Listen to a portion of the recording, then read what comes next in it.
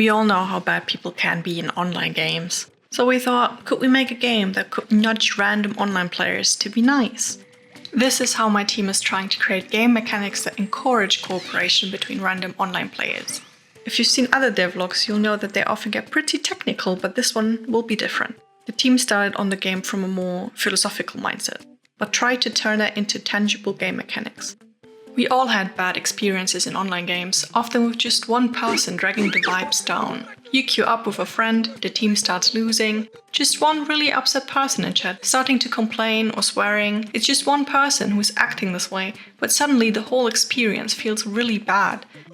But do people act that way because they are inherently mean, or does that game influence them to it?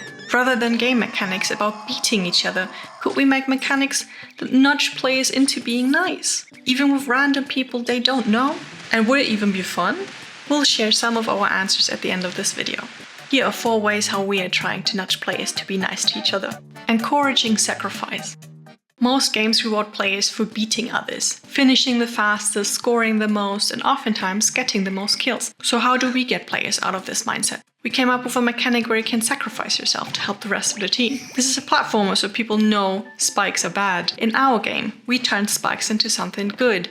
Well, good for your teammates. By touching spikes or falling into other traps, you create a platform for others to step on, which we call a tombstone. It's one of the first things you learn in the tutorial, so it sets the tone that in this game, you'll need to sacrifice to help each other. What's another game where you sacrifice yourself to help your teammates? Let us know in the comments, so we can check it out. Recontextualizing Failure.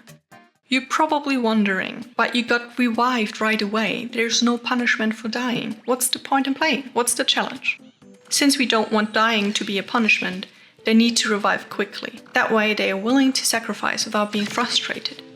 But now we've established a rule that the environment can punish them too harshly. What's an alternative condition for failure? This is what we came up with. At all times, every player is inside a bubble that we call the halo. Leaving and going on a solo adventure will only give you a short time until you fade away. But coming close to any other player will replenish your halo. This means that you always need to stay somewhat close to at least one other player. If your halo completely vanishes, you'll actually die and become a ghost. Now, failure isn't when you mess up your platforming, it's when you don't stick together, encouraging all players to work cooperatively. But once again, we wondered, would any of this be fun? Are these cooperative mechanics too restrictive? Recently, we've been doing some playtesting, as we've tried to find more ways to make helping fun. Abilities for helping. So we have 2 core mechanics for cooperation, sacrificing yourself to drop a tombstone and staying together in the halo. But how can we add enough variety so that it's fun and replayable for up to 10 players at a time? We started thinking of more mechanics that would be helpful, boosting players up, revealing hidden paths, and pointing to collectibles. Mechanics that wouldn't just make yourself stronger, but help other players reach the team goals. Many of these mechanics would become its own character, and in a run, each player can choose one of the characters they've unlocked. Boost other players as a spring, reveal hidden paths as a lantern, or point to collectibles as a compass. But now this could pose a new problem maybe. Say there's a button on a high ledge. I picked the frog so I could jump up to it, but earlier in the level I lost track of my halo and got ghosted. Does it mean no one can press the button now?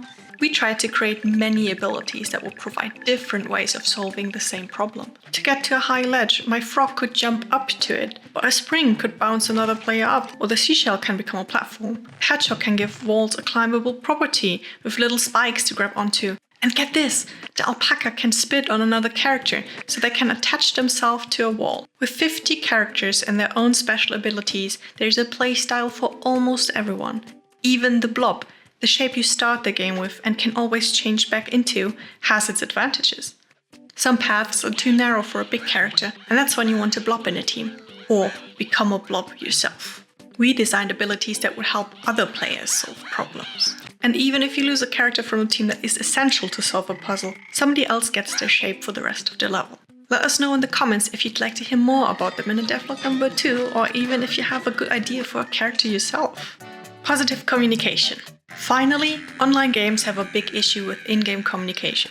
When people are playing from around the world and don't speak the same language, how can they work together? And that's before considering people being mean and offensive. We didn't want to include voice chat because that's like 3 cans of worms to open. We didn't really want typing chat either for the same reason. So we tried to think of in-game ways to foster communication. Each player can sing at any time. This was used as a way to activate elements of the platforming, but can also be used as a form of expression. Fractional singing, now you can point towards a secret path you found, or hold the sing button when you need help. While we're at it, why don't we make unique sounds for each character for more flavor? Now each player has their own way to help the team with a unique mechanic and their own voice, all without relying on words or speaking.